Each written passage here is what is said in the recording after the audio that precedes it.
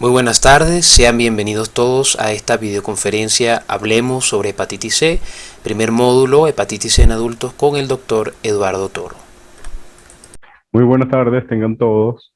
Yo soy Eduardo Toro y soy profesor de la Universidad de los Andes, específicamente de la Extensión Valera, profesor de anatomía y pues también se extrañarán siendo profesor de anatomía porque vamos a hablar de hepatitis, pero es que además soy médico internista y por eso ayudo entonces a este esfuerzo que hacen los estudiantes de la Escuela de Medicina Extensión Valera a través de la Universidad de los Andes por seguir impartiendo el conocimiento y seguir estos programas de educación médica continua que sin duda alguna nos llenan a todos de conocimiento y podemos seguir al pie de esta lucha por todas las enfermedades para poderle hacer diagnóstico precoz y tratamiento a todos los pacientes. Entonces, felicitaciones a todos los que participan y ayudan para esta gran actividad. Hoy vamos a hablar en este día de hepatitis C como una de las enfermedades bastante importantes que ha representado un tema o una enfermedad de salud pública y es una endemia que se ha mantenido en el tiempo y que pues también en el tiempo los científicos han logrado siempre en la búsqueda de conocimiento y en la búsqueda de mejores alternativas, mejorar la expectativa de vida de los pacientes con virus de hepatitis C, por supuesto que se han diagnosticado. Y es el objetivo de esta charla conocer acerca de la hepatitis C, conocer acerca de cómo hacemos el diagnóstico y el tratamiento, quién produce a la hepatitis como tal y, por supuesto, conocer un poco acerca de la serología, de la reconversión serológica y además del tratamiento que reciben este tipo de pacientes.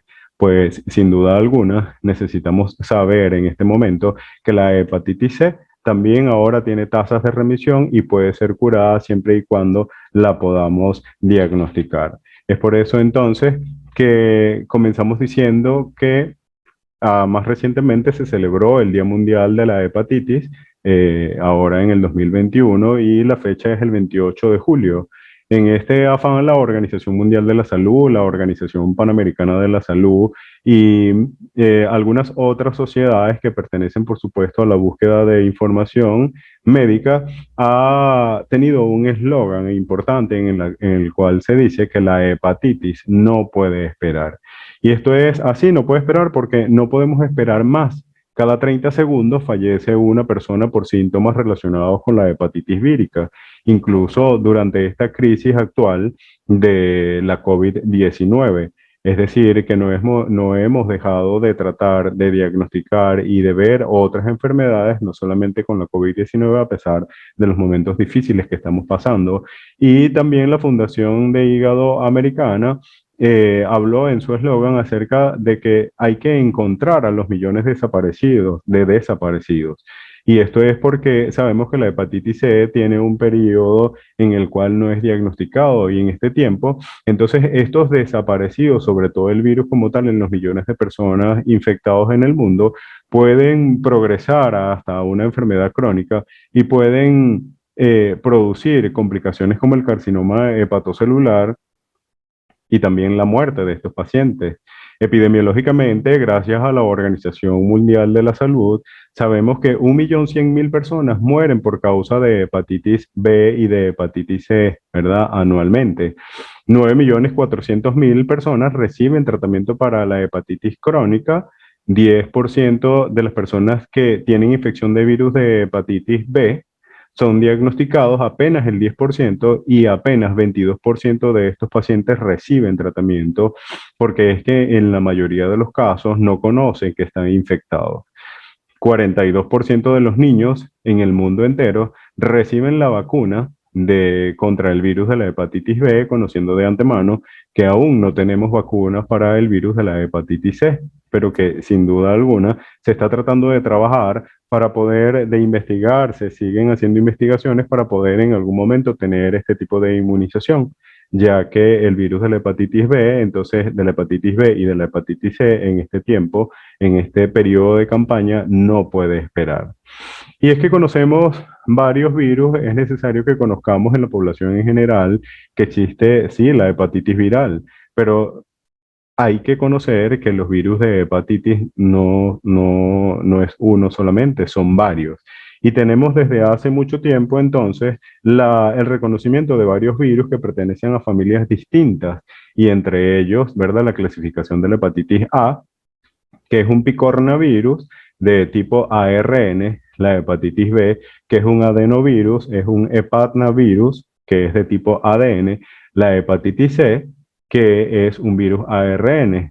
Y de estos hoy necesitamos hablar acerca de la transmisión y en esta lámina podemos ver que la hepatitis B y la hepatitis C, de tipo viral por supuesto, tienen su transmisión a través de la sangre.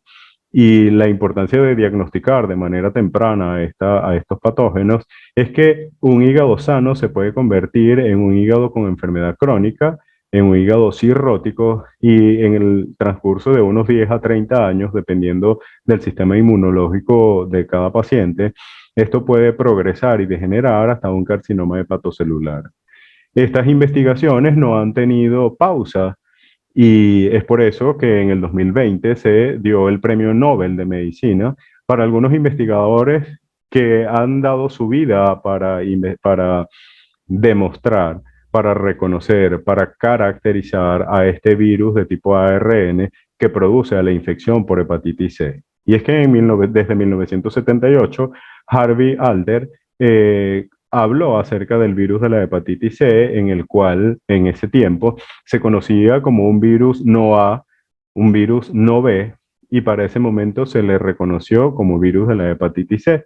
Es por eso que él fue ganador del premio Nobel en conjunto con Michael Houghton, que también caracterizó y demostró que el virus ya no era un simple virus, sino que además demostró esa caracterización de la ARN, esa secuenciación de la ARN del virus de la hepatitis C, y Charles Rice también en 1997, un hombre, un científico de 68 años, habló acerca de que todas las manifestaciones clínicas en los pacientes que tenían este tipo de afectación del hígado eran causados por hepatitis C. De manera que la investigación se sigue haciendo y sigue siendo premiada. Y conocemos epidemiológicamente que más de 70 millones globalmente en el mundo hay de casos de hepatitis C y 400.000 personas mueren cada año. Esta infección por virus de hepatitis C es causa de trasplante hepático y desde ese tiempo entonces se ha empezado a hablar acerca de esta prevalencia del virus como tal. En este World Journal de Patología, en febrero del 2018, se habla acerca de la prevalencia que tiene el virus de la hepatitis C en el mundo y vemos cómo Venezuela no escapa acerca de la presencia de la infección por el virus de la hepatitis C y como vemos aquí entonces en la tabla, tenemos una prevalencia moderada de la infección por virus de hepatitis C de 1.5 a 3.5% y vemos que en África y en Asia la prevalencia para el virus de la hepatitis C es mucho mayor, cosa que se correlaciona entonces epidemiológicamente, ¿verdad? Diciendo que en la mayor parte de los casos, en estos países de alto nivel socioeconómico se relaciona con infección a través de drogas endovenosas, ¿verdad? Y en países de bajo nivel socioeconómico se relaciona con transfusiones de sangre o derivados por reutilización de equipos reesterilizados. La infección por el virus de hepatitis C va en aumento en los recientes pasados 15 años, con una cero prevalencia de 2.8%, y vemos que existe una población especial, la cual es más susceptible de infecciones, y este valor es para los pacientes que son adictos a drogas o al alcohol, a prisioneros, a poblaciones inmigrantes y ahora más a refugiados de catástrofes y pacientes sin hogar. Y vuelvo a nombrar esto, 400.000 personas mueren cada año por el virus de la hepatitis C.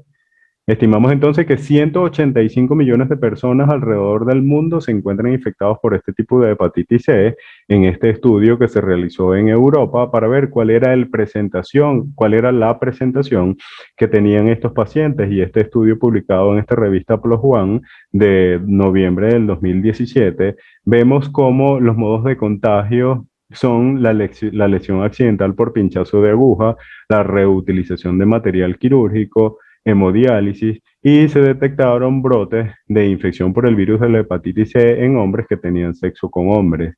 De manera que estos son los grupos de pacientes más susceptibles para el caso de la infección por el virus de la hepatitis C, en quien debemos pasar la información, debemos conocer la información y saber que existen algunos datos prevalentes en las que, por ejemplo, en este estudio realizado, se ve que la tasa es mayor para hombres con una P significativa y un 88.3% de los casos, que el estudio fue corrido en Europa, en España, y vemos que el mayor grupo era pacientes nacidos allá, que tenían un nivel de educación secundaria o universitario, probablemente los que tenían más posibilidades de adquirir drogas endovenosas debido al nivel socioeconómico, y ello se relacionaba también con la transmisión de etiología sexual, conociendo que a través del contacto sexual puede haber ese traspaso de sangre contaminada, no solamente de fluidos, sino de sangre contaminada que conlleva a la infección aguda, en principio por el virus de la hepatitis C.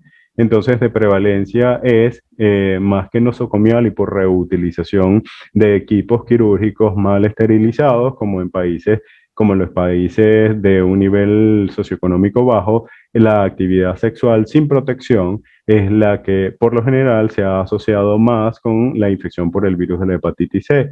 En conclusión, tenemos que la transmisión nosocomial y sexual son los principales problemas en el contexto de una gran ciudad.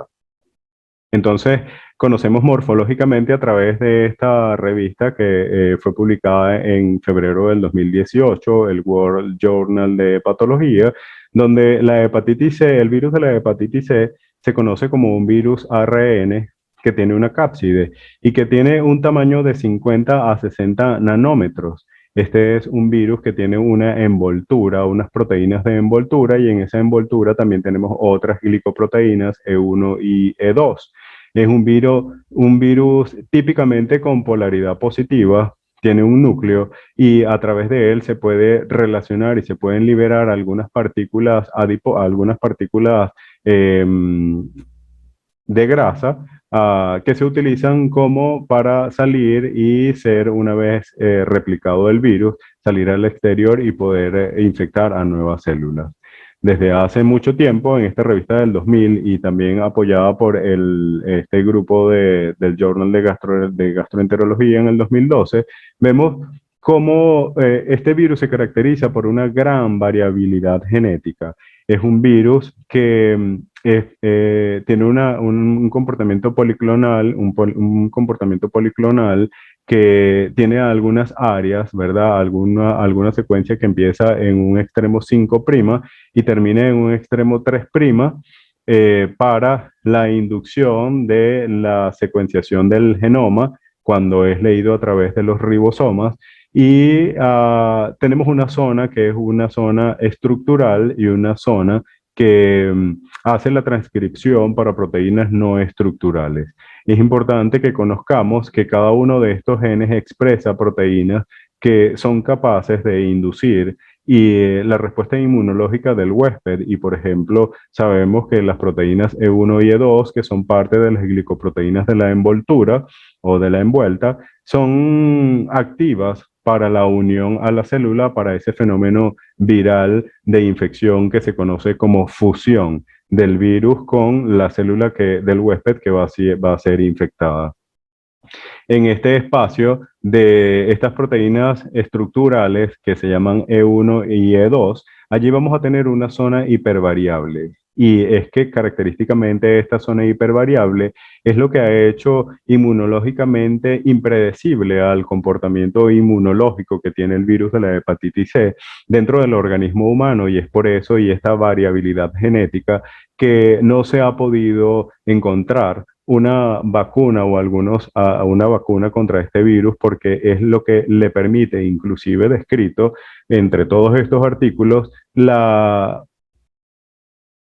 le permite esconderse en algunas células del sistema mayor de histocompatibilidad de tipo 1 para no ser reconocidos. Y recordamos que inmunológicamente algunas células presentadoras de antígeno, como las células T, los linfocitos B, las natural killers y las células dendríticas, tienen esa capacidad de reconocer esa secuenciación para inducir una actividad mm, catalítica, citotóxica de otras células, pero que con el virus de la hepatitis C no se ha podido producir. Y esto denota que el virus de la hepatitis C en individuos que tienen un sistema inmunodeficiente, entonces se puede esconder y es por eso que da estas manifestaciones clínicas de larga data, en un tiempo muy largo, y se han relacionado con estos fenómenos catastróficos como el cáncer, el carcinoma hepatocelular. Entonces tenemos estas proteínas estructurales y existen otra secuenciación donde tenemos proteínas no estructurales, entre las cuales tenemos al NS3, al NS4B, al NS5, de los cuales tenemos dos fracciones, el NS5A y el NS5B. Es importante porque gracias al descubrimiento de la secuenciación de este virus, es que podemos saber su comportamiento, podemos saber cómo hace su fusión a la célula, cómo entra y cómo induce la expresión de algunas de síntesis de enzimas y proteínas que tienen que ver con la infección del virus como tal, y entre ellas reconocemos entonces que el NS5 induce a la ARN polimerasa, que es la que permite descifrar la secuenciación de aminoácidos para constituir esta cadena proteica que va a formar el ARN para luego hacer las partículas virales. Y por esto es importante que reconozcamos que cada uno de estos genes o de estos sitios son los targets de tratamiento en los pacientes con virus de hepatitis C y de las más recientes drogas que conoceremos en el futuro. Necesitamos saber también que gracias a esta variabilidad genética, el virus puede tener en su multiplicación una homología que puede variar entre un 60 a 90%, y dependiendo de eso, entonces vamos a tener a una clasificación de genotipos, de cuasi especies y de subtipos. Y esto dependiendo es de esta variabilidad que sea intragenómica o intergenómica. Cuando la variabilidad es intragenómica, entonces este parecido entre las proteínas que se están sintetizando de estos viriones, si va menor a 70%, entonces lo vamos a llamar cuasi especies, y es un tipo de especies del virus que va a dar manifestaciones clínicas distintas y variabilidad genética distintas para inducir manifestaciones clínicas. Y si la presentación es más de 70 o 80%, entonces conocemos a los subtipos. Y si es mayor del 80%, entonces es que allí vemos a los genotipos que tienen un comportamiento un poco más cercano entre ellos, a pesar de que aquí, como lo vemos en esta gráfica de prevalencia de genotipos en el mundo, sabemos que existen 6 genotipos descritos, de los cuales el genotipo 1 es el más prevalente en las áreas del continente americano, y también podemos ver entonces que el genotipo 6 se presenta con mayor frecuencia en el continente asiático, con una variabilidad para el genotipo 5, para el genotipo 4 del continente africano. Es preciso que podamos saber cuáles son las áreas en las cuales podemos encontrar ahora más en esta etapa de, digamos, de salida, de exploración de nuestros médicos venezolanos en el mundo para tratar infecciones y diagnosticar infecciones por virus de hepatitis C. Fisiopatogénicamente, cada una bueno, nuestros estudiantes deben conocer, ¿verdad? Deben saber y deben empezarse a familiarizar y relacionar con estructuras intracelulares que están no solamente muy dentro de la célula, sino desde la membrana plasmática como tal, y son mediadores que permiten esa unión del virus y esa endocitosis, esa entrada y ese mecanismo de infección propio del virus de la hepatitis C, que lo caracteriza. Y, por ejemplo, hablamos de algunas proteínas de membrana, como está el CD81 y el CLDN1, que tienen un asa extracelular. Y a través de esta asa extracelular hacen su fusión con el virus. Se habla acerca de que las proteínas de la parte no estructural que habíamos comentado anteriormente, como son la E1 y la 2, se unen, se fusionan a través de estas proteínas CD81 para luego a través de otro sistema de proteínas llamado clatrina, se media el proceso de endocitosis, de engullición del virus para luego ser reconocida su secuenciación y ser traslocados y leídos a través del complejo de ribosómico y endosómico, como lo habíamos nombrado anteriormente. En este proceso de replicación se empieza a leer por ese 5' terminal en sentido de 5' terminal a 3'. Luego de allí, entonces se hace el ensamblaje a través del retículo sarcoplásmico en el medio intracelular para luego liberarse las nuevas partículas virales con cada uno de los genotipos que están expresando y poder inducir la citotoxicidad o la infección de otras células como tal. Aquí tenemos un poco más pequeños en relación a lo que estábamos hablando anteriormente acerca de lo que hace que se una el virus como tal a la membrana plasmática, y vemos que existen algunos receptores, entre los cuales está el SRB1 y el CD81 con sus asas extracelulares para hacer la entrada del virus como tal.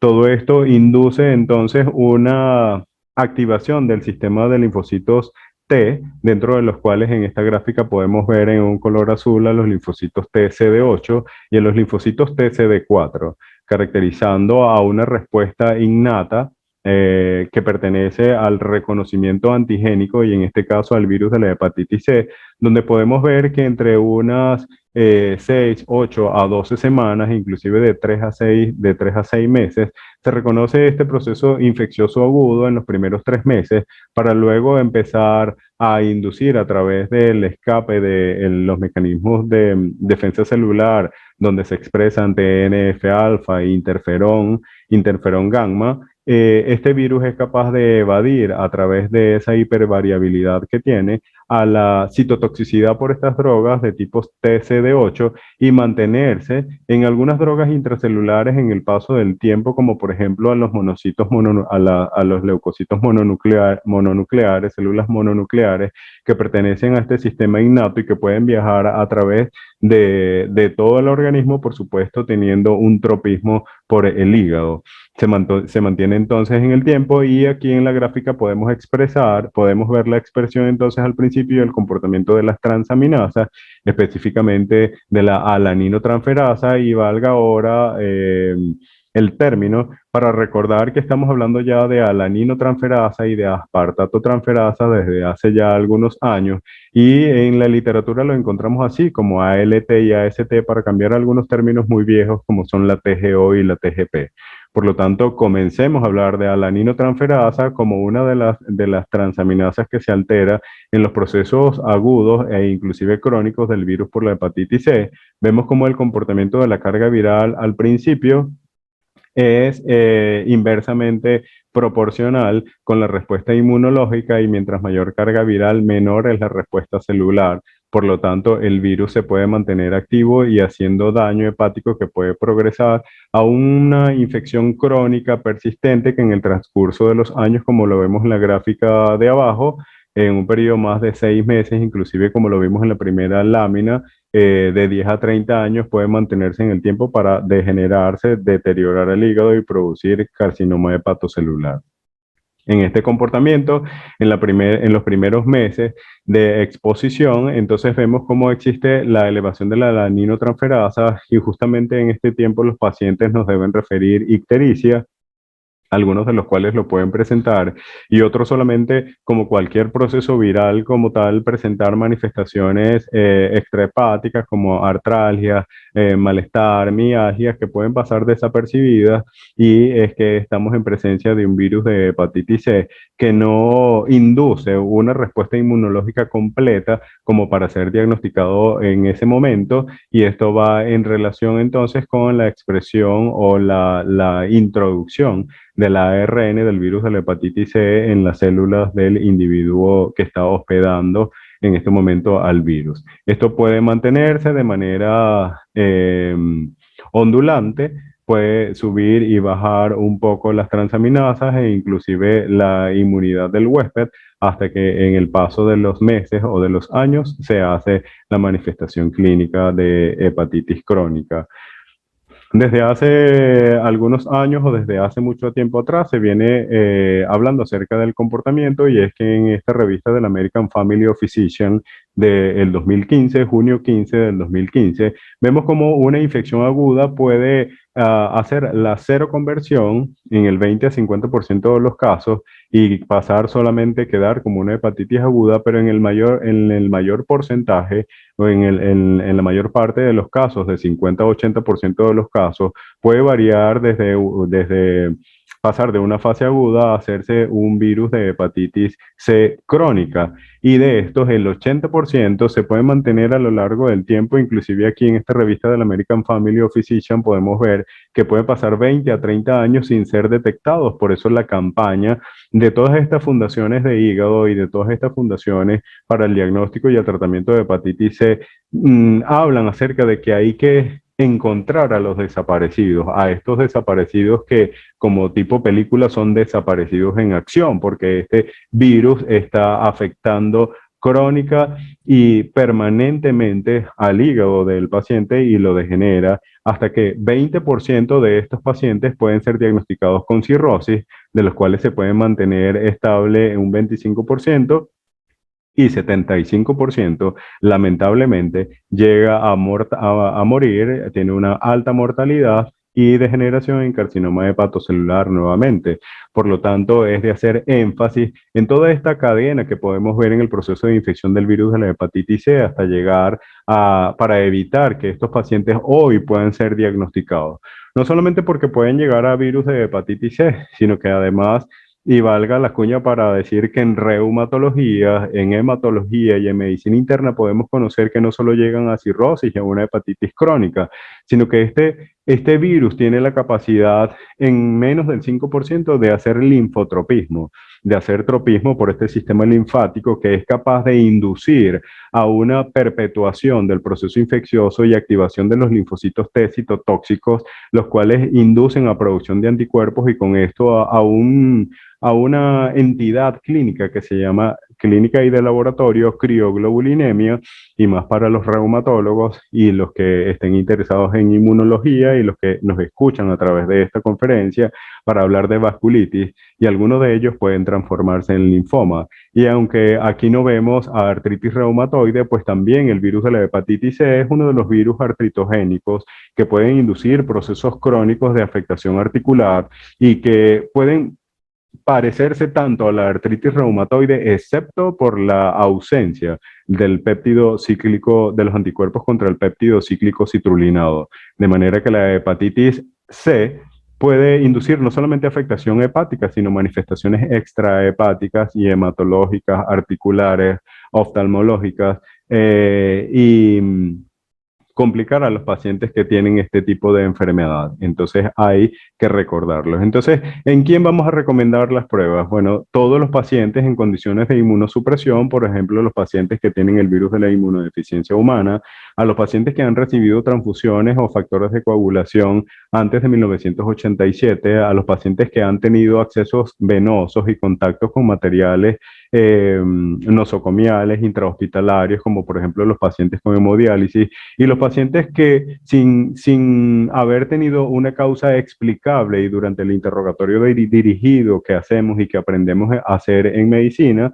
usted recibe unos exámenes de laboratorio y ve de manera inexplicable unas transaminasas elevadas, reconociendo entonces a la alaninotransferasa. Además, necesitamos hacerle pacientes, que será motivo de la siguiente conferencia, a algunos niños que son nacidos de madres infectadas, a todo el personal de salud, porque somos personal de riesgo por accidentes laborales, y a las personas que han tenido parejas sexuales con hepatitis C.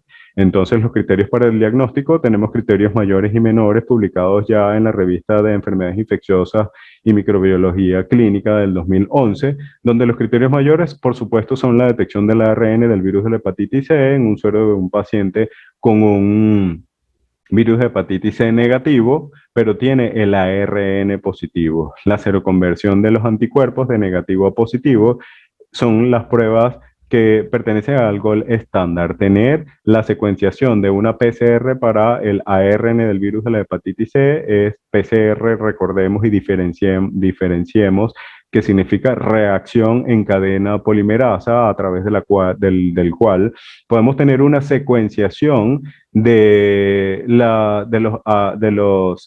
una secuenciación del virus como tal, ¿verdad? Que es bastante específico. Y la seroconversión a través de anticuerpos. Los criterios secundarios son la elevación de la alaninotransferasa de 10 a 20 veces el límite superior, aunque no siempre lo tenemos de 10 a 20 veces por encima del límite superior, haber tenido más de 6 meses de un contacto con un virus de hepatitis C, buscar algunos pacientes que tengan, hacérselo en pacientes que tengan daño hepático que sea producido por otras causas inclusive, y repetir a veces pruebas de inmunoblot recombinante en aquellos pacientes en quienes la PCR sea negativa. Entonces, aquí tenemos un algoritmo que fue publicado en 2015 y lo veremos también a continuación, donde se le hace el screening a todos los pacientes con sospecha de infección por el virus, primero de anticuerpos. Si los anticuerpos son no reactivos, entonces, y sospechamos de un proceso de infección aguda, entonces necesitamos realizar la PCR o el test para determinar si tenemos el RNA del virus, ver el RNA del virus y la carga viral. Si es detectado, entonces se hace el diagnóstico y debe estar sujeto a un score de análisis para ver cuál es el grado de afectación que tiene, y se llama Metavir Score, que lo hablaremos un poquito más adelante. Y si por el contrario el paciente no tiene detectado el ARN del virus, pues no tiene infección. Más recientemente, en esta Asociación Americana para el Estudio de Enfermedades Hepáticas del 2020, publicado en noviembre del 2020, tenemos también la guía para el diagnóstico de hepatitis C. Y es prácticamente lo mismo, poder determinar si un paciente tiene una infección crónica o si es un paciente que no tiene infección por el virus de la hepatitis, haciéndole las pruebas, ¿verdad? Observando la positividad para el RNA del virus de la hepatitis C, y de manera rápida e inmediata poder comenzar el tratamiento dirigido a cada uno de estos targets en el virus de la hepatitis C, de estos blancos del virus de la hepatitis C, para que en el transcurso de 24 semanas ya podamos tener una buena respuesta y podamos ver que estos pacientes sí pueden curarse. Ya hablábamos acerca del Metavir, que es un sistema de score en el cual podemos clasificar para los pacientes que tienen más de 2 puntos, y acercarlos a fibrosis, en el cual en 0 no tiene fibrosis, tienen cicatrices mínimas a través del eco, o tienen cicatrices positivas que se extienden más allá de los vasos sanguíneos, y para esto es un 2 puntos. Si tenemos puentes de fibrosis, pues ya sabemos que esta arquitectura hepática ha sido bastante afectada y se ha relacionado con cirrosis y con cronicidad, para lo cual le damos 3 puntos.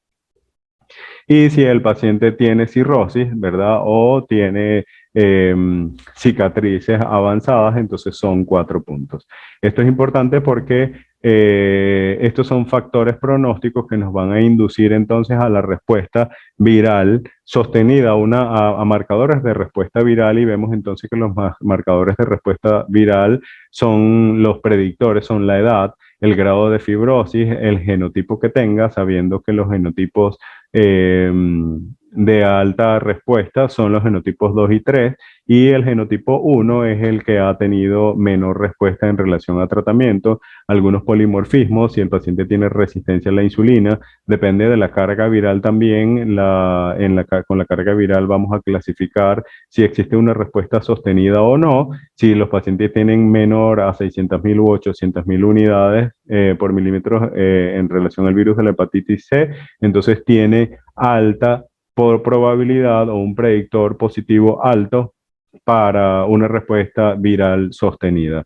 El uso de estatinas, los pacientes que son tratados con estatinas tienen una alta posibilidad de mantener una buena respuesta en relación con los pacientes que no están tratados con estatinas.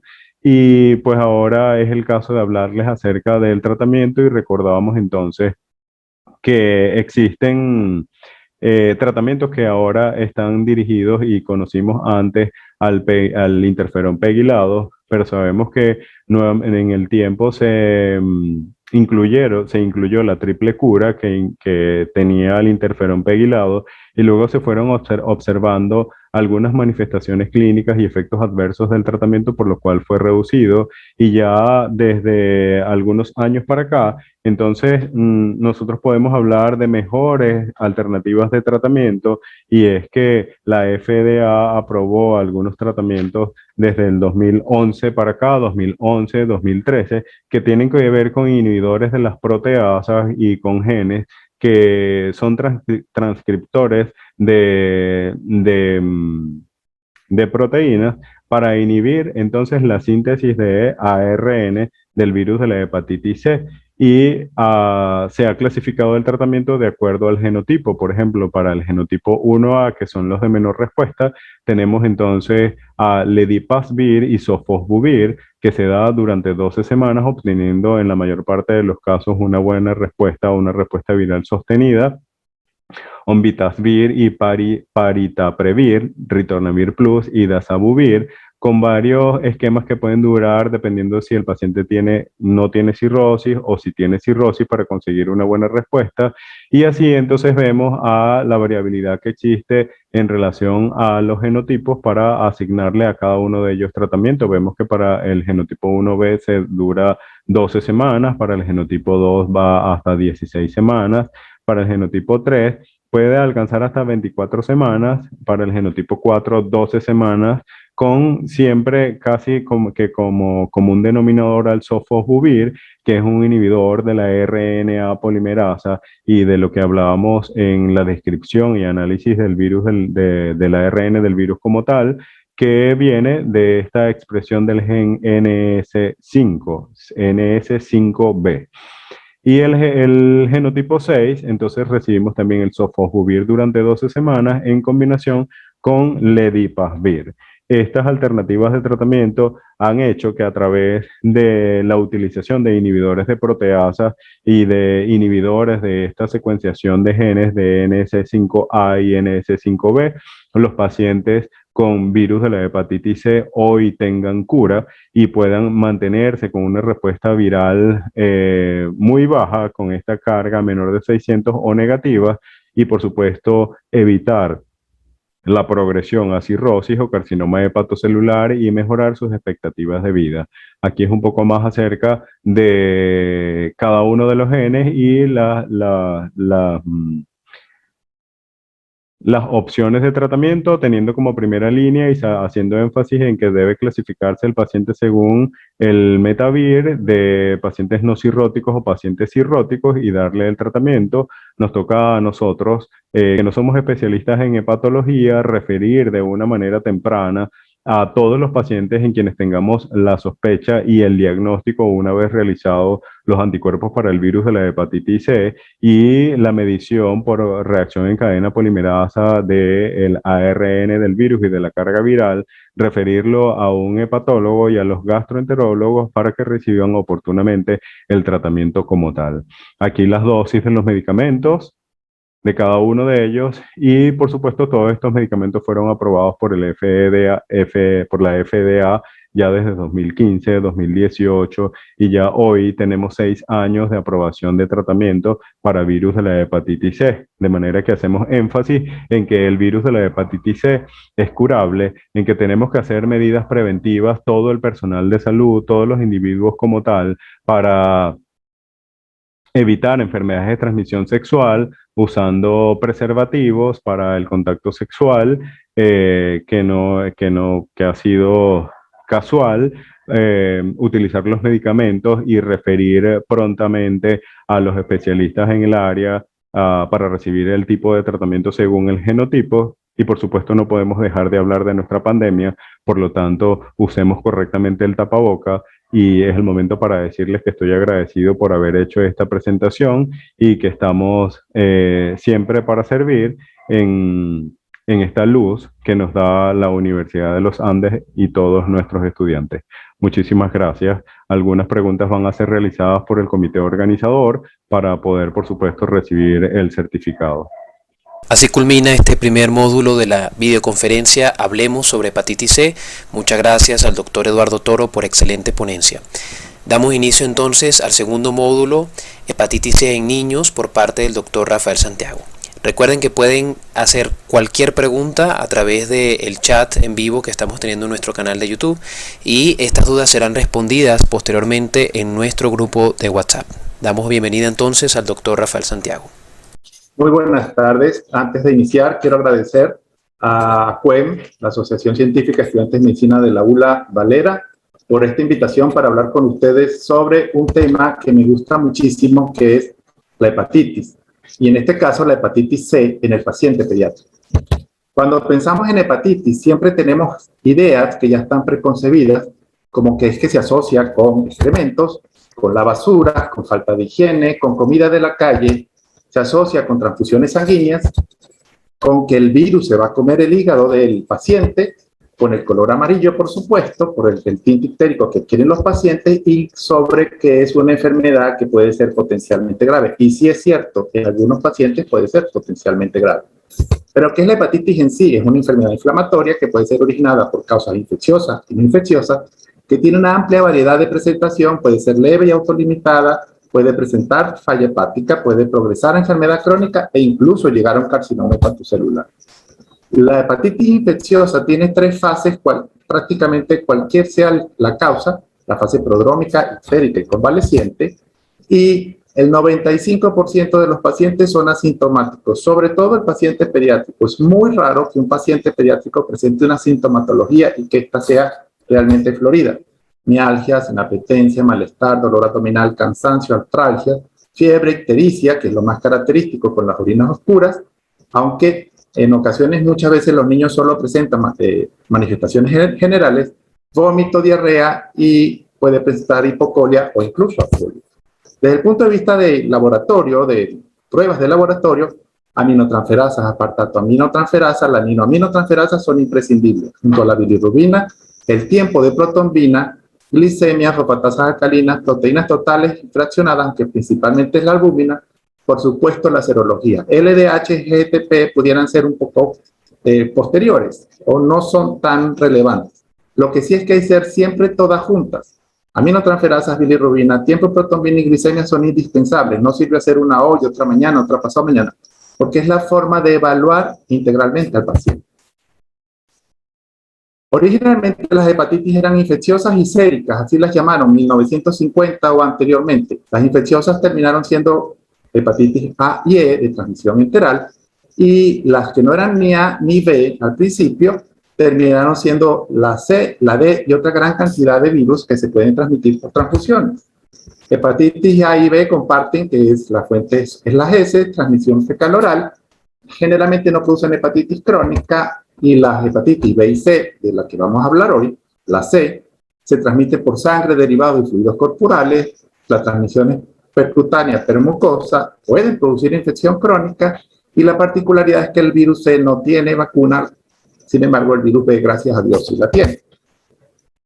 Y la hepatitis C afecta, según la literatura, 5 millones de niños aproximadamente. En Estados Unidos y Europa es el 0.05-0.4%. En los países en vías de desarrollo puede llegar hasta un 5.8%, El genotipo más frecuente en España es el genotipo 1 y la distribución de los genotipos a nivel mundial, 1 y 2, 1, 2 y 3 prácticamente en todo el mundo occidental, en Latinoamérica básicamente el 1 y el 2, el norte de África 4, el sur de África 5, el 6 hacia Asia y en el sudeste asiático el 3. ¿Qué sucede en nuestra población pediátrica?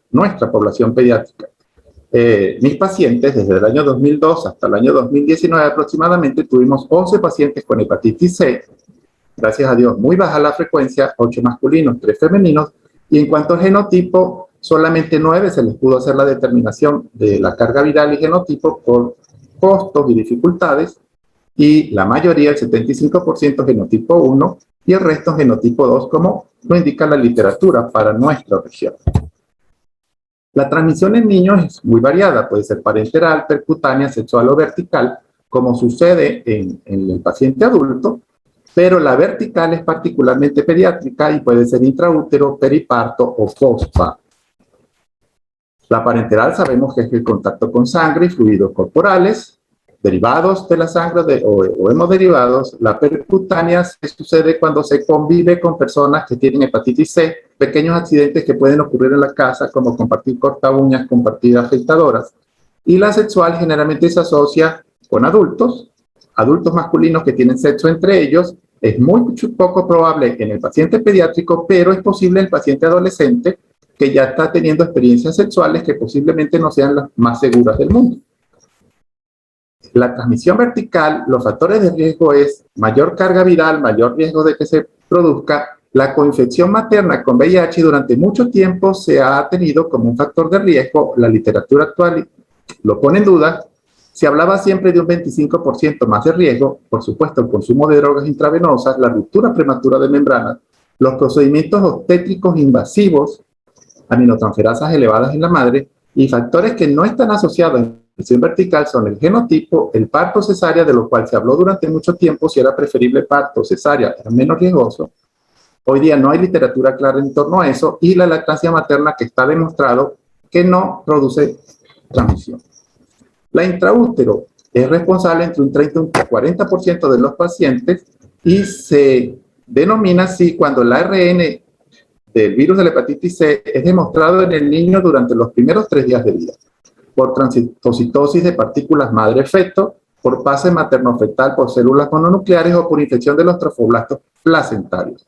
La periparto es la responsable de prácticamente todo, hasta un 80% según algunas literaturas, y es cuando se demuestra el ARN del virus C en el paciente a los 2 meses de edad, por exposición del niño a sangre materna, por procedimientos obstétricos, tales como episiotomía, o por la evaluación invasiva del feto, laceraciones mucosas, o la ruptura prolongada y prematura de membranas. Y la posparto, es muy rara esta transmisión, se atribuye básicamente a la lactancia materna porque en el calostro y en la leche materna se puede demostrar la presencia del virus, pero no se considera un factor de riesgo de transmisión. Las lesiones del pezón, aquella madre que tiene grietas en el pezón, que sangra el pezón, es realmente la que puede producir la transmisión posparto, más no la lactancia materna. Clínicamente, en el paciente pediátrico, la presentación aguda es prácticamente inexistente. Yo he visto muy pocos pacientes con hepatitis C, pero ninguno ha sido agudo. En una serie norteamericana, de 950 casos con pacientes de hepatitis C, uno solo presentó hepatitis aguda. Se sabe que es una enfermedad crónica cuando tiene más de 6 meses el ARN en el paciente pediátrico mayor de 3 años. Porque si el niño nace de una madre con hepatitis C positivo y llega a los 3 años, hasta los 3 años no se puede declarar como que es un paciente crónico. En los pacientes mayores de 3 años, cuando ya tiene más de 6 meses. La mayoría, como ya les dije, asintomáticos o leves, produce fatiga, dolor abdominal, infecciones. Hay una elevación intermitente de las aminotransferasas, van como en serrucho, suben y bajan, suben y bajan. Y cuando están más bajas, se ha demostrado que hay mayor carga viral. En algunos pacientes, hasta el 10% puede presentar hepatomegalia. Y la histología y una inflamación hepatocelular leve, inflamación severa, solo un 3% de los pacientes, fibrosis moderada un 4% y evolución a cirrosis pudiera ser hasta un 12%. Muy pocos pacientes pediátricos hacen las manifestaciones extrahepáticas como la glomerulitis membranoproliferativa, la disfunción tiroidea o la enfermedad autoinmune, y el desarrollo de autoanticuerpos contra cualquier tejido es bastante infrecuente en pediatría. Los pacientes, hay una resolución espontánea a los 2 años hasta un 40%. Cuando el niño nace de una madre con hepatitis C positivo y al niño se le demuestra, ocurre una resolución espontánea en estos niños hasta en un 40%. Pueden tener niveles más altos de alaninoaminotransferasa. A los mayores de 6 años, de 2 años, tienen hasta un 12% de una resolución espontánea, y aún en edad adulta pueden hacer resolución espontánea. Este aclaramiento espontáneo se considera una cura. Se dice una cura entre comillas porque puede haber hasta un 1% de recaídas, un poco menos del 1% de estos pacientes pueden recaer. Son favorecedores a una respuesta espontánea, una resolución espontánea, el genotipo 3, la presencia de algunas interleuquinas, histocompatibilidad de clase 1 y 2, y la transmisión materno-fetal o materno de la madre al hijo. Típicamente es una enfermedad que progresa de una forma insidiosa en su evolución natural. Es muy poco común enfermedad hepática avanzada antes de la edad adulta. Se han hecho series de seguimiento de hasta 30 años en pacientes pediátricos, incluso en pacientes adultos, y ha sido muy poca la progresión, tanto a cirrosis hepática como a carcinoma hepatocelular, como lo publicaron los japoneses. En el Reino Unido, un 30% presentó cirrosis hepatocelular en 33 años de evolución, y la cirrosis hepática en otras series ya alcanza hasta un 10%. ¿Cuáles son los factores que ayudan a esta progresión, esta mala progresión? Obesidad, coinfección con VIH y virus de la hepatitis B. Y no nos extrañe ver esto. Hemos tenido oportunidad de ver pacientes que son hepatitis A, hepatitis B y hepatitis C positivo. La presencia de algún cáncer o anemia favorece la evolución. El consumo de alcohol o drogas, eran niños que se convirtieron en adolescentes o en adultos consumidores de drogas o alcohol, tienen riesgo de progresar, y condiciones sociales como la falta de vivienda o el encarcelamiento de esos niños, que ya no son niños, que ahora son adultos, es un factor que favorece la evolución negativa. ¿Cuáles son las complicaciones de un paciente con hepatitis C? Cirrosis, hipertensión portal, ascitis, hemorragia por varices. El carcinoma hepatocelular se ve hasta un 0,65 por 100.000 habitantes. Y este carcinoma se eleva en pacientes con diabetes, obesidad o esteatosis hepática. Por supuesto, otras complicaciones son afecciones en la calidad de vida del paciente y, por supuesto, estrés y en el cuidador y la familia, y la afección cognitiva del paciente. ¿Cómo se diagnostica la hepatitis C en pacientes? En niños sospechosos de contacto. Es lo primero que hay que tener en cuenta. Los hijos de madre con hepatitis C positiva o niños que tengan hermanos con hepatitis C positiva. Toda esa familia hay que investigarlo. Pero ¿a qué niño le vamos a hacer, a qué paciente le vamos a hacer el PCR del ácido ribonucleico del paciente, del ARN? El mejor momento no está establecido todavía. La literatura no se pone de acuerdo. La Academia Americana de Pediatría indica que es a los 18 meses de edad. Sin embargo, es muy difícil tener una familia tranquila, año y medio, para ver qué va a pasar. Algunos otros guías de tratamiento indican que se debe hacer por encima de los 2 meses de edad, y por supuesto a todo aquel paciente que tenga anticuerpos contra el virus de la hepatitis C positivo. Además, se deben demostrar las aminotransferasas, la bilirrubina, la albúmina, el hemograma completo, el TP, que es el que realmente interesa para la función hepática, exámenes de orina. La ecografía abdominal puede ser semestral, alfa-fetoproteína solamente en pacientes con antecedentes familiares de cirrosis y de cáncer hepatocelular. ¿En quién vamos a prevenir? Todos debemos prevenirnos de la hepatitis C. En el 2016, la OMS estableció los planes para el 2030 en los que manifestaba que querían disminuir la mortalidad por hepatitis en un 60% y los casos de hepatitis C hasta en un 90%. Y por eso el lema de este año es: la hepatitis no puede esperar. No puede esperar para que montemos los servicios de atención, no puede esperar por la terapia, no puede esperar por el diagnóstico, no puede esperar porque las embarazadas tengan su despistaje. ¿Cómo prevenimos la transmisión de madre a hijo? Hay que, según algunas guías, indican despistar en las madres embarazadas de riesgo, pero esto no ha demostrado realmente utilidad. La Asociación Americana de Enfermedad del Hígado y de Enfermedades Infecciosas dice que hay que testarlo, hay que buscarlo en todas las embarazadas. Cesáreo parto ya comentamos que no demostró ninguno de los dos ser más preventivo, y el VIH materno, la literatura parece indicar que no tiene ninguna influencia. Lo que sí hay que evitar el monitoreo fetal invasivo, la ruptura prematura de membranas, la episiotomía y el contacto con fluidos maternos lo más posible. Hay que identificar las personas de alto riesgo y en caso de las mamás, madres adictas a drogas vía enterales, vía parenterales o vías nasales, hay que demostrar la infección por virus B y VIH en esas mamás. Hay que demostrar la elevación de las aminotransferasas. Las mujeres que tengan una pareja sexual infectada por virus de hepatitis C, la embarazada que necesita una prueba invasiva fetal, una amniocentesis o algo por el estilo, las mamás que participan en un programa de reproducción asistida, mujeres que necesitan hemodiálisis, que proceden de países de alta endemicidad de virus C, y los receptores de hemoderivados o de transfusiones sanguíneas antes del año 90. Y esas mamás de antes del año 90 que recibieron transfusiones ya en este momento no están en edad fértil, gracias a Dios, y todas aquellas mujeres que se han hecho tatuajes o piercing deben ser investigadas. ¿Cómo se previene la transmisión horizontal? Las mismas estrategias del adulto se las podemos agregar a los niños. Uno, se agrega la vivienda y la prevención del delito, que ya lo habíamos visto como un factor de progresión de enfermedad. Hay que establecer campañas informativas, transfusiones seguras, prevenir la exposición nosocomial, lamentablemente, de esos pocos pacientes con hepatitis C que les hablé al principio, hay 3 por lo menos de transmisión nosocomial. Y por supuesto el despistaje por VIH. El tratamiento hoy día es un tratamiento que tiene una altísima respuesta viral sostenida. Con el advenimiento de los antivirales de acción directa, ya no es necesario hacer una biopsia, no tiene relación con las aminotransferasas, hay antivirales de acción directa que se pueden utilizar en distintos genotipos. Se usa el interferón pegilado y la ribavirina, que eran las terapias que nosotros utilizamos hace unos años.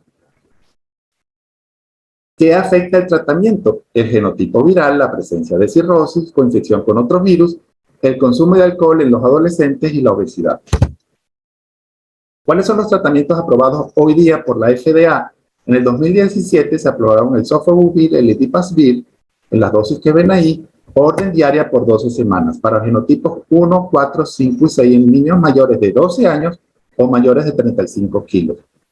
En abril del 2019 se agregó el glesipravir y el preventavir para genotipos 6 en adolescentes de 12 a 17 años, y en septiembre del 2019 la combinación sofosbuvir para genotipos 2 y 4 en mayores de 3 años. Ya este tratamiento de antivirales de acción directa se bajó hasta los 3 años de edad, y la combinación sofosbuvir y ribavirina también se aprobó para niños con virus de hepatitis C. La respuesta viral sostenida 12 semanas después de terminar el tratamiento, que es la definición, es hasta de un 97%. Con las antiguas terapias, ribavirina, interferón pegilado, no se llegaba al 25 o 40%.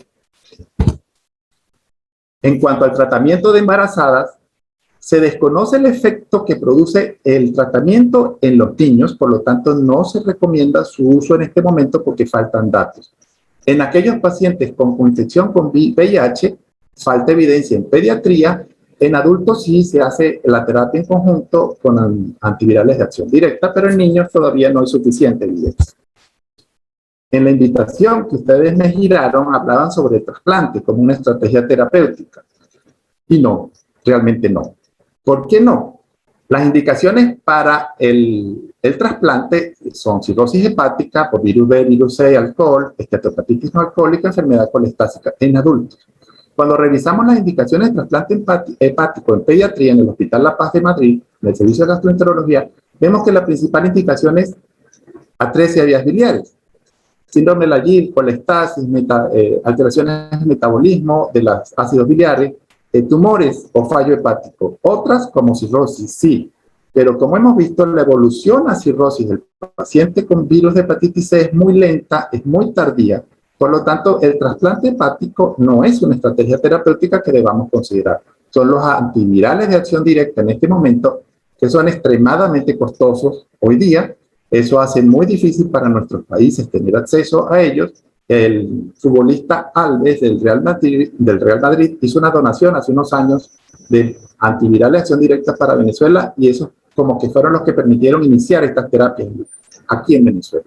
Nosotros no hemos tenido oportunidad de usar estos tratamientos en pacientes porque, como vieron, la incidencia también es muy baja. Sin embargo, con virus B sí tuvimos bastante oportunidad de tratar un buen número de pacientes. ¿Qué hacemos con un niño de madre infectada cuando nace? El paciente debe permanecer con sus mamás. No hay que hospitalizarlo, no hay que meterlo en neonatología. Se inicia la lactancia materna, debe recibir su vacuna de hepatitis B, y entre los 2 y 3 meses se hace el ARN del virus C. Si resulta positivo, se repite a los 6 meses y se refiere a un servicio de gastropediatría. Si persiste entre los 3 y 5 años, según la evolución, se puede considerar el tratamiento.